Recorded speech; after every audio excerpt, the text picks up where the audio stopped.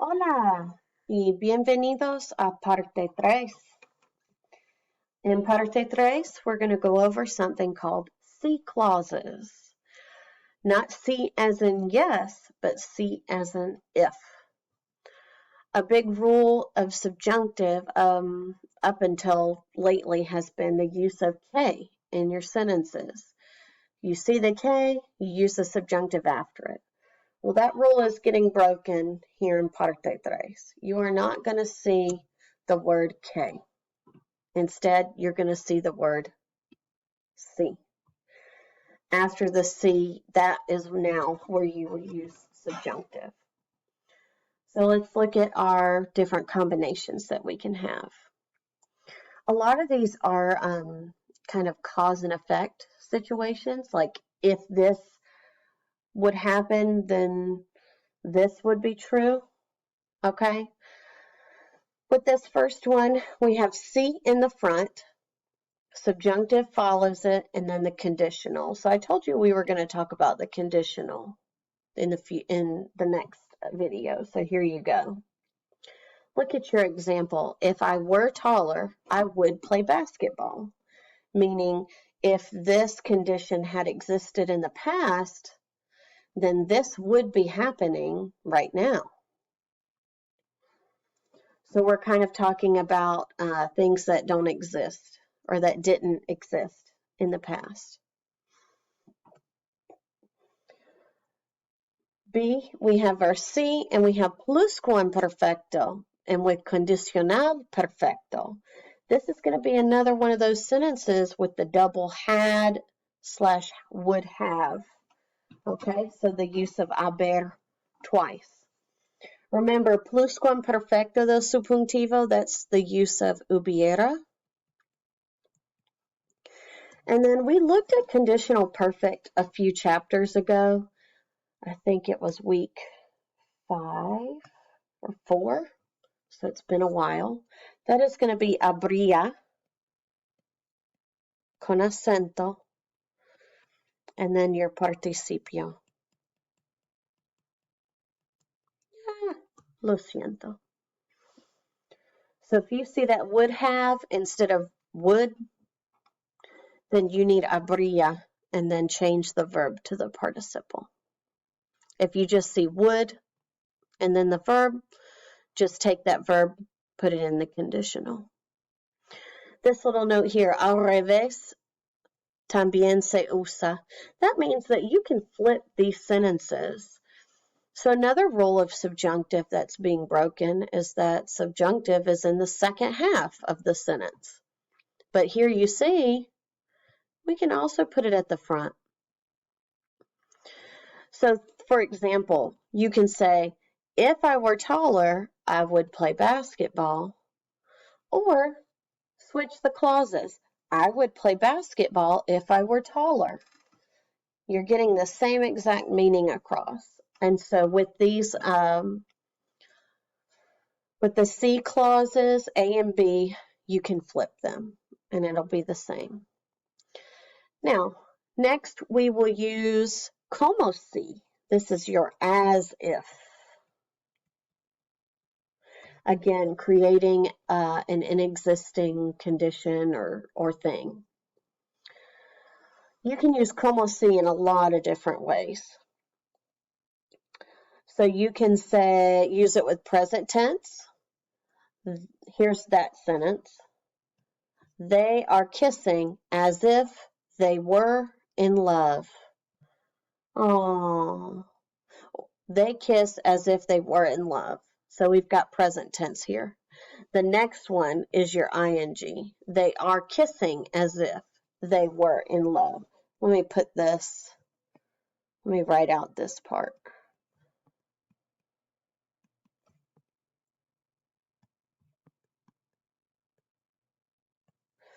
So that part after the como si, that does not change. It's the front part that changes, depending on whether you need this in present tense, progressive tense, or past tense, or past progressive tense. Phew. So next we have past tense. They were kissing would be your se besaban. they kissed would be besaron. And then pasado progresivo, remember that's was, were, ing. So they were kissing each other. Okay? Those are going to be your como si clauses. You cannot flip these, which you can't do that in English either. No one's going to say, as if they were in love, they kiss. Doesn't really make sense. So you're going to have the present situation or past situation, then the as if, and then the subjunctive will follow. All right. Hora de practicar. So, with this first one, it's got letter A. That's going to be a C clause with the rah-rahs in front and the conditional following it. So if he were more good-looking, that's going to be si él fuera, use your rah-rah, más guapo, comma, put in that comma. She would go with him to prom. Ella, you can use iría in the conditional or saldría, because that means to go out with. Con él, and then finish it out. Al prom in abril. Okay? And again, you can flip that sentence and you wouldn't need the comma. She would go with him to prom in April if he were more good looking. Same word order, except you're taking the second half, moving it. You're taking that first clause, moving it to the back. And again, you would not need the comma. I'm going to leave this one for you to practice with. De nada.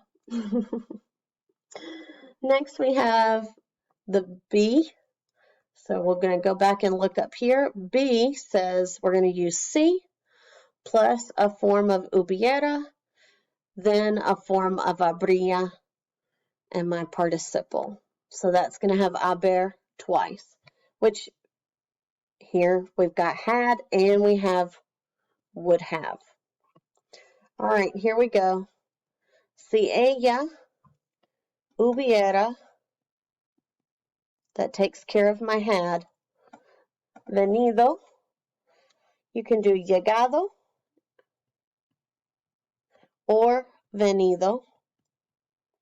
If you want to be nitpicky, honestly, it says come earlier, not arrived earlier. So venido would be your nitpicky verb to choose there. Más temprano.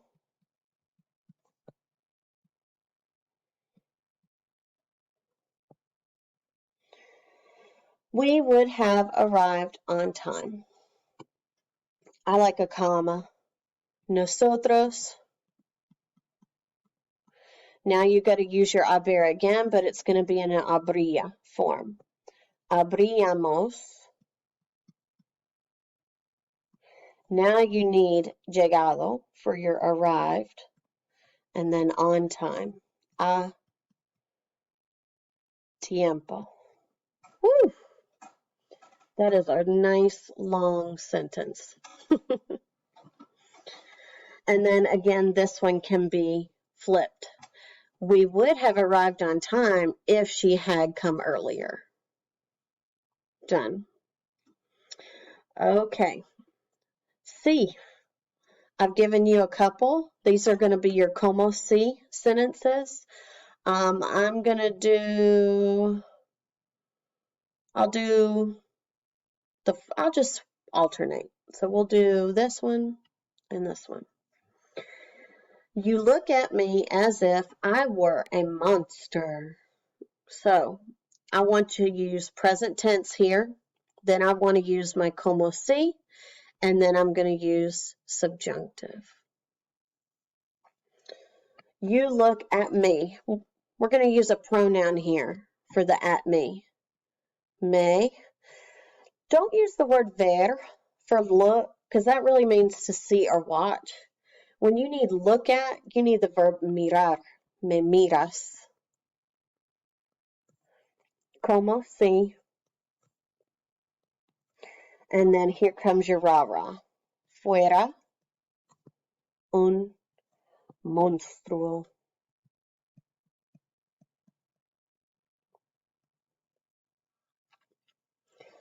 Remember, these como si sentences, they cannot be flipped. So it's got to stay in that word order.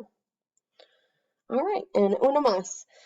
At the party, you looked at me as if I had been an alien. So we have past tense, looked, and we have a had, so we need to pay attention to that too. This sequence is going to be either preterite or imperfect with your use of hubiera, because you have had been, and not as if I were an alien. So, a la fiesta, you looked at me. I would do preterite here. If you put imperfect, that would be fine. Just know that you are implying that like you are continuously looking at me at the party. But like if you glance at somebody, that's kind of a one-time thing. So, again, we would have had to go to the party to know if it was like a one-time glance, or if you kept looking at me the whole time at the party like an alien. I like preterite, so I'm going to put the imperfect in parentheses. Don't you love it when we tell you can just use both? It's kind of nice because then you're not wrong, but then you get frustrated too because you want one answer. I remember that journey. I always wanted one answer so that I could, get it down, but you guys know that past tense doesn't work like that. Next is my como si.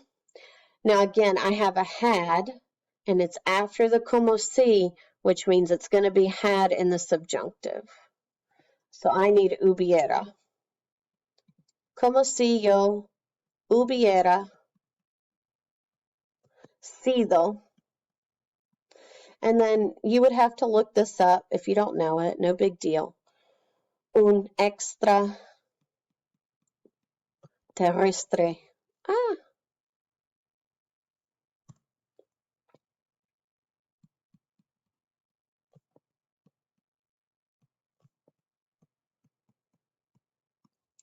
And if you're Miss Cole, I would put una because I'm a female.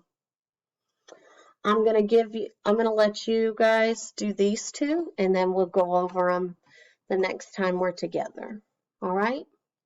Have fun with this. Adios.